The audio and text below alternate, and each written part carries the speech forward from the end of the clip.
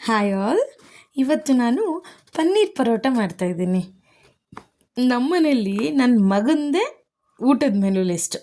ಪ್ರತಿದಿನ ರಾತ್ರಿ ಅಮ್ಮ ನಾಳೆ ಏನು ಮಾಡಬೇಕು, ಏನು ಮಾಡ್ತೀಯಾ ಊಟಕ್ಕೆ, ಲಂಚ್ ಬಾಕ್ಸ್ಗೆ, ಬ್ರೇಕ್ಫಾಸ್ಟ್ಗೆ ಅಂತ ಕೇಳಿನೇ ಮಲಗ್ತಾನೆ. ಆಮೇಲೆ ಅವ್ನು ಹೇಳ್ತಿರ್ತಾನೆ, ಇದು ಮಾಡಬೇಕು, ಅದು ಮಾಡಬೇಕು, ಇದು ಮಾಡಿಕೊಡಿ, ಅದು ಮಾಡಿಕೊಡಿ ಅಂತ. ಅವ್ನು ಕೇಳಿದ್ದನ್ನು ಮಾಡಿಕೊಡ್ಬೇಕು ನಾನು ಅಷ್ಟೆ. ಕೇಳ್ದಾರೆ ರಾತ್ರಿ, ಅಮ್ಮ ಪನ್ನೀರಲ್ಲಿ ಏನಾದರೂ ಮಾಡಿಕೊಡಿ ಅಮ್ಮ ನನಗೆ ಅಂತ.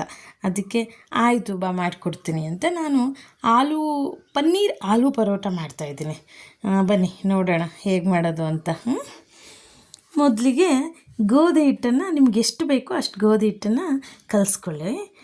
ನಾನು ಒಂದು 3 ಜನಕ್ಕಲ್ವ ಸ್ವಲ್ಪ ಕಲಿಸ್ಕೊಂಡು ಎತ್ತಿಟ್ಕೊಂಡೆ.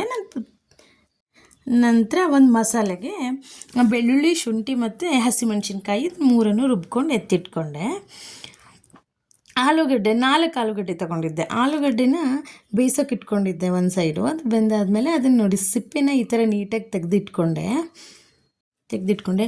ಇದೆಲ್ಲ ಮಾಡೋಷ್ಟೊತ್ತಿಗೆ ನನ್ನ ಮಗಳು ಅಲ್ಲಿ ಕೊಯ್ಯ ಅಂತ ಸ್ಟಾರ್ಟ್ ಮಾಡಿದ್ಲು. ಎದ್ಬಿಟ್ಲು ಅವಳು, ಬೇಗ ಎದ್ಬಿಡ್ತಾಳೆ ನಾನು ಪಕ್ಕಕ್ಕಿಲ್ಲ ಅಂದರೆ.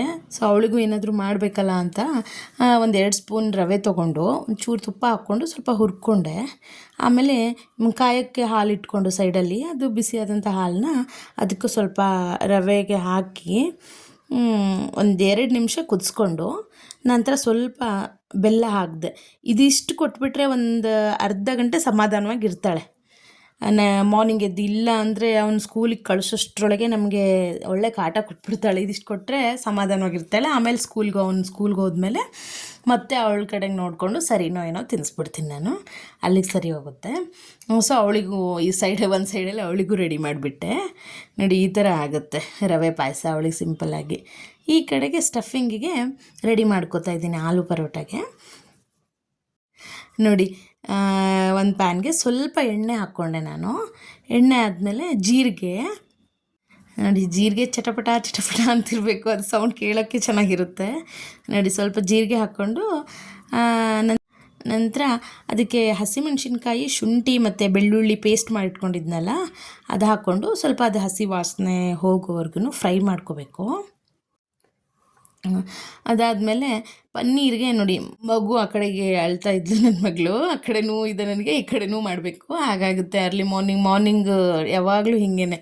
ಸ್ವಲ್ಪ ಚಿಲ್ಲಿ ಫ್ಲೇಕ್ಸ್ ಹಾಕಿದೆ. ಚಿಲ್ಲಿ ಫ್ಲೇಕ್ಸ್ ಹಾಕೋದ್ರಿಂದ ಫ್ಲೇವರು ಚೆನ್ನಾಗಿರುತ್ತೆ ಮತ್ತು ಬಾಯಲ್ಲಿ ಅದು ಸಿಕ್ಕರೆ ರುಚಿ ಚೆನ್ನಾಗಿ ಬರುತ್ತೆ. ಸೊ ಸ್ವಲ್ಪ ಚಿಲ್ಲಿ ಫ್ಲೇಕ್ಸ್ ಹಾಕ್ತೆ. ಆಮೇಲೆ ಅಜ್ವೈನ್ ಹಾಕಬೇಕು. ಈ ಪರೋಟಗಳಿಗೆ ಅಜ್ವೈನ್ ಹಾಕೋದ್ರಿಂದ ಒಳ್ಳೆ ಟೇಸ್ಟ್ ಕೊಡುತ್ತೆ. ನೀವು ಯಾವುದೇ ಪರೋಟ ಮಾಡಿ ಅಜ್ವೈನ್ ಕಂಪಲ್ಸರಿ ಹಾಕಿ, ತುಂಬ ಚೆನ್ನಾಗಿರುತ್ತೆ. ಆಮೇಲೆ ಹೆಲ್ತ್ಗೂ ಒಳ್ಳೆಯದದು, ಫ್ಲೇವರು ಚೆನ್ನಾಗಿರುತ್ತೆ. ನಂತರ ಪನ್ನೀರನ್ನ ತುರ್ಕೊಂಡೆ ನೀಟಾಗಿ ಈ ಥರ. ಅದಾದಮೇಲೆ ಆಲೂಗಡ್ಡೆ ಏನು ನಾನು ಬೇಯಿಸು ಸೈಡಲ್ಲಿ ಇಟ್ಕೊಂಡಿದ್ನಲ್ಲ ಅದನ್ನು ಆಲೂಗಡ್ಡೆನ ಎಲ್ಲನೂ ಚೆನ್ನಾಗಿ ಅದಕ್ಕೆ ಮ್ಯಾಶ್ ಮಾಡಿ ಹಾಕ್ಕೊಂಡೆ. ಮ್ಯಾಶ್ ಮಾಡಿ ಈ ಥರ ಹಾಕ್ಕೊಂಡಾದ್ಮೇಲೆ ಅದಕ್ಕೆ ಸ್ವಲ್ಪ ಚಾಟ್ ಮಸಾಲ, ಉಪ್ಪು, ಅರಿಶಿನ, ಕೊತ್ತಂಬರಿ ಸೊಪ್ಪು ಎಲ್ಲನೂ ಹಾಕಿ ಒಂದು ಸರಿ ಮಿಕ್ಸ್ ಮಾಡಿ ನೀಟಾಗಿ 1-2 ನಿಮಿಷ ಚೆನ್ನಾಗಿ ಮ್ಯಾಶ್ ಮಾಡಿದ್ಮೇಲೆ ಅದರಲ್ಲಿ ಸ್ಪೂನಲ್ಲಿನೇ ಒಂದು ಸರಿ ನೀಟಾಗಿ ಮಿಕ್ಸ್ ಕೊಡಿ. ಅದನ್ನು ಮಿಕ್ಸ್ ಕೊಟ್ಟಾದಮೇಲೆ ಸ್ಟಫಿಂಗ್ ರೆಡಿ ಆಯಿತು. ಇದನ್ನು ಸೈಡಲ್ಲಿ ಎತ್ತಿಟ್ಕೊಂಡೆ. ನೋಡಿ ಪರೋಟಗಳಲ್ಲಿ ಕಮ್ಮಿ ಅಂದರೆ ಒಂದು 50 ವೆರೈಟೀಸ್ ಸಿಗುತ್ತೆ. ಇಷ್ಟು ವೆರೈಟೀಸ್ ಇದೆ ಅಂದರೆ ನೋಡೋಣ. ನಾನು ನಮ್ಮನೇಲಿ ಪರೋಟ ಎಲ್ಲರೂ ಇಷ್ಟಪಟ್ಟು ತಿಂತಾರೆ. ಸೊ ಯಾವ್ದಾಗುತ್ತೋ ಅದೆಲ್ಲನೂ ನಿಮ್ಮ ಹತ್ರ ಶೇರ್ ಮಾಡ್ಕೊತೀನಿ ನಾನು ಪರೋಟಾಸ್ನ.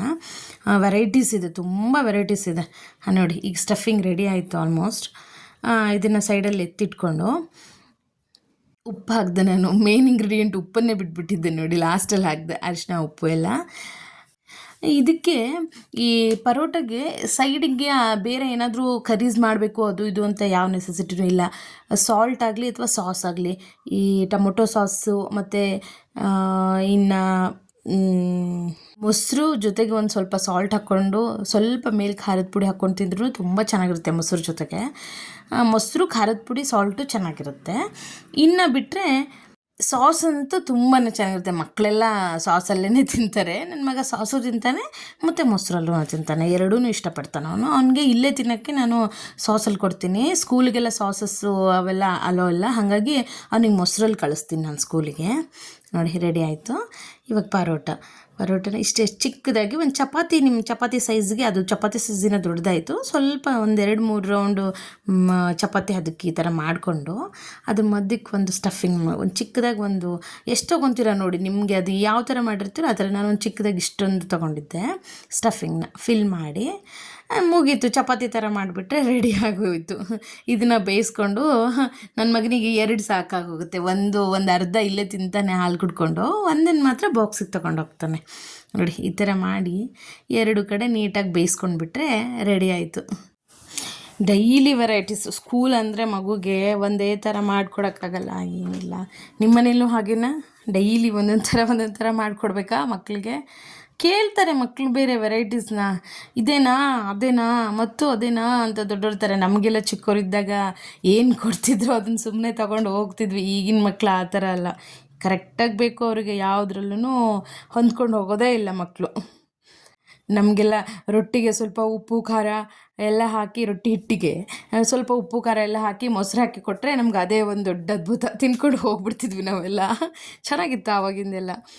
ಒಂಥರ ಇವಾಗಿನ ಕಾಲದ್ದು ಈ ಥರ ಆಗುತ್ತೆ, ಏನೂ ಮಾಡೋಕ್ಕಾಗಲ್ಲ. ಚೇಂಜಸ್ನ ಕೇಳ್ತಾರೆ ಮಕ್ಕಳು. ಕಾಲನೂ ಚೇಂಜಸ್ ಇದೆ, ಎಲ್ಲ ಅನುಸರಿಸ್ಕೊಂಡು ಹೋಗಬೇಕು ಅಷ್ಟೇ, ಅದೇ ಜೀವನ. ನಡಿ, ರೆಡಿ ಆಯಿತು ಪರೋಟ. ಇದು ಪರೋಟ ನೀವು ತಿಂತಾಯಿದ್ರೆ ಒಂದಲ್ಲ 2 3 ತಿನ್ನಬೇಕು ಅನಿಸುತ್ತೆ ಡೈಲಿ. ತುಂಬ ಚೆನ್ನಾಗಿರುತ್ತೆ ಇದು. ಒಂದು ಸರಿ ತಿಂತಾಯಿದ್ರೆ ನಾನಂತೂ 2 ಮಿನಿಮಮ್ ತಿಂತೀನಿ. ಇನ್ನೂ ಕ್ರೇವಿಂಗ್ಸ್, ಇನ್ನೂ ಒಂದು ತಿನ್ನಬೇಕು ಅನಿಸುತ್ತೆ ನಮಗೆ. ನೋಡಿ, ಮೊಸರು ಜೊತೆಗೂ ತಿನ್ಬೋದು, ಈ ಥರ ಸಾಸ್ ಜೊತೆಗೂ ತಿನ್ಬೋದು. ರೆಡಿ ಆಯಿತು.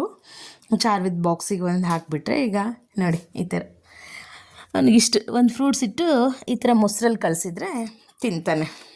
ನೀವು ಮನೇಲಿ ಮಾಡ್ಕೊಂಡು ಹೇಳಿ ಹೇಗಿತ್ತು ಅಂತ. Thank you, by.